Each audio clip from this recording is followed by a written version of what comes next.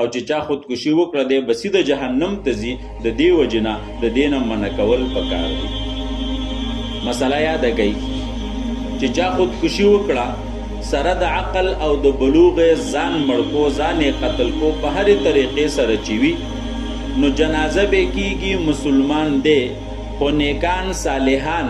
او کم چې مقتدا خلق دي ان علما مشران هغه به د جنازې ته نه حاضریږي. او د دې وجه دا چې دومره ډېر خلک د په جنازه باندې راجم شي او صالحین نیکان هم پکې راجم شي نو بیا د نورو ورسره حوصله افزایي کیږي چې یاره ګنې دا خودکشي خو ښه کار دی راځئ موږ به هم وکړو.